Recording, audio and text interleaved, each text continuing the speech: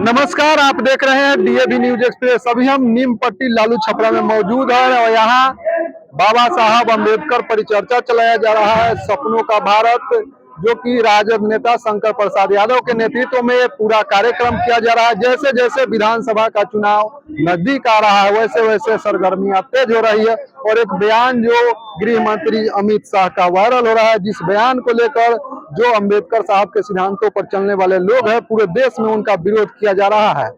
और तमाम जो लोग हैं यहाँ कहीं ना कहीं जो गुलबंद हुए हैं, सरैया एवं पारू प्रखंड से लोग, जितने भी राजद के कार्यकर्ता है, बाबा साहब के मानने वाले लोग हैं, वो सभी लोग यहाँ पे गुलबंद हुए हैं। तमाम तस्वीर को एक बार फिर से दिखाइएगा। और ये जो लोग हैं वो आज परिचर्चा में शामिल हुए हैं और परिचर्चा में शामिल होने वाले लोगों को राजद नेता शंकर प्रसाद यादव के द्वारा आज बाबा साहब का एक प्रतिमा और माले से सम्मानित किए गए हैं। राजद के जितने भी लोग हैं सभी लोगों को, और जो कार्यकर्ता है जो पंचायत में बाबा साहब के सिद्धांतों का विस्तार करते हैं, उन सभी लोगों को आज यहाँ पे सम्मानित किया गया है। और देख सकते हैं तमाम ये जो तस्वीर है, ये परिचर्चा 2024 खत्म होने वाला है, 25 का आगाज होने वाला है, जिसको लेकर कहीं ना कहीं सरगर्मी तेज है। इसी कड़ी में आज राजद नेता शंकर प्रसाद यादव के द्वारा ये परिचर्चा रखा गया था। और क्या कुछ कह रहे हैं राजद नेता शंकर प्रसाद यादव, उनके बयान के साथ छोड़े जाते हैं। साहेब अमर रहे, संविधान निर्माता बोधिसत्व बाबा साहेब अमर रहे, बोधिसत्व बाबा साहेब अमर रहे। हमेशा होश में आओ, तुम्हारा गुंडागर्दी नहीं चलेगी। बाबा साहेब को अपमान करना बंद करो। हमेशा हाय हाय, हमेशा हाय हाय। भाजपा तेरी गुंडागर्दी नहीं चलेगी।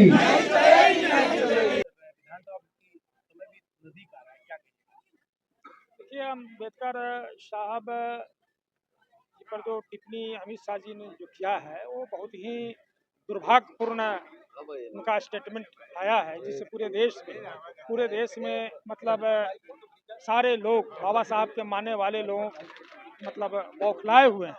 और सभी लोग एक तरफ से मतलब आने वाला जो समय है 2025, उसमें निश्चित रूप से ये लोग को जवाब यहाँ की जनता देगी।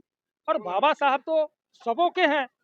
बाबा साहब का लिखा हुआ संविधान से देश चल रहा है और ये लोग भगवान की बात कर रहे हैं। ये लोग तो भगवान को भी न्याय नहीं दिला पाए, जिनकी नाम वो लोग लेते हैं। अरे उनको भी न्याय बाबा साहब के संविधान से ही तो मिला है। तो ये उन लोगों को सोचना चाहिए और अमित शाह जी को तत्काल अपने पद से इस्तीफा देना चाहिए। भावना को, पूरे देश की भावना को उन्हें समझना पड़ेगा। अगर नहीं तो इससे भी आगे हम लोग तैयारी करेंगे और जो है कि अमित शाह जी को हम लोग जवाब देने का काम करेंगे। परिचर्चा विधानसभा चुनाव का आगाज देखा जाए। विधानसभा का चुनाव तो अपना समय पर होना ही है, लेकिन ये तो बीच में ऐसे विधानसभा के करीब में तो हम लोगों ने नहीं कहा था कि आप जाकर के वहाँ बोलिए। विधानसभा होना है, जब होना है होगा। हम लोग तो हमेशा चुनावी मूड में रहते हैं। राष्ट्रीय जनता दल चूंकि हमारे युवा नेता है तेजस्वी यादव जी, जहाँ पे आदरणीय लालू यादव जी का विचारधारा है, वहाँ उनके मानने वाले लोग हमेशा चुनावी मूड में रहते। अभी देखा है आपने कि अभी हम लोगों ने पार्लियामेंट का चुनाव लड़ा, पार्लियामेंट के बाद निकल करके आए तो फिर स्नातक का चुनाव लड़े हैं, फिर विधानसभा का चुनाव होगा फिर होगा, तो उसकी तैयारी होगी। लेकिन ये खास करके जो बाबा साहब के ऊपर जो टिप्पणी किया गया है, अभद्र टिप्पणी किया गया है, मजाक उड़ाया गया है, ये लोग हमेशा बाबा साहब को प्रताड़ित करने रहे। ये आरएसएस के लोग तो महात्मा गांधी, जिनकी देश में इतनी बड़ी योगदान रहा, अपना सारा जीवन मतलब देश के लिए उन्होंने समय दे दिया, उनको भी लोग गोली मारने का काम किया। तो ये बाबा साहब के कैसे हो सकते हैं? लेकिन बाबा साहब के चाहने वाले लोग के सामने उनका वजन कुछ भी नहीं है, 0/0 है। इसलिए अमित शाह जी, आप जल्द से जल्द, आप जो है कि पारू की जनता मुजफ्फरपुर से आपकी इस्तीफे की मांग करती है। राष्ट्रीय जनता दल महागठबंधन के कार्यकर्ता, आप इस्तीफा दीजिए। पारू विधानसभा में परिचर्चा के माध्यम से तैयारी जो है विधानसभा की शुरू हो चुकी है।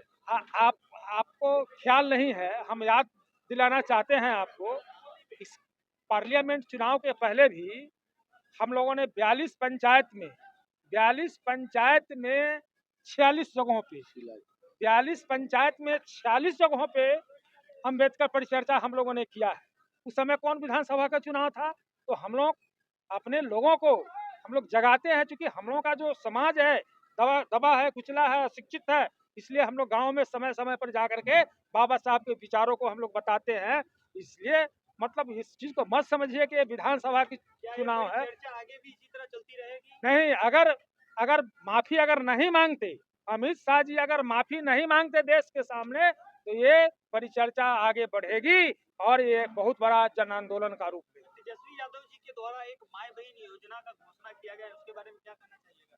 तेजस्वी यादव जी ने जो घोषणा किया है, इसके पहले भी चुनाव, विधानसभा का चुनाव लड़े थे, तो उस समय भी उन्होंने 10 लाख युवाओं को नौकरी देने की बात कही थी। तो मात्र 17 महीना ही उनको मौका मिला, तो 17 महीना में 5 लाख युवाओं को नौकरी देने का काम किया। तो तेजस्वी यादव की बातों की गारंटी है, ये आरएसएस और भाजपा वालों के बातों की कोई गारंटी नहीं है। बोलता कुछ है, अरे 20 लाख रुपया खाता में भेजेंगे, दिया? मोदी जी ने दिया? नहीं दिया। लेकिन तेजस्वी जी मात्र 17 महीने में 5 लाख लोगों को नौकरी दिया। और अब उन्होंने घोषणा किया है कि प्रत्येक माता बहन के खाता में 2500 रुपये, मतलब 2500 रुपये जाना है। बिजली 200 यूनिट फ्री होना है। और सामाजिक पेंशन अभी तक 400 के 400 है। ये तो दुर्भाग्य है कि आप 10 सालों से सत्ता में है और 400 के 400, और तो उसको बढ़ा कर तेजस्वी यादव ने 1500 करने का काम किया है। और जैसे ही महागठबंधन की सरकार बनेगी और 1 महीने के अंदर में ये सारी घोषणाओं को जो है आम जनता के बीच में पूरा किया जाएगा।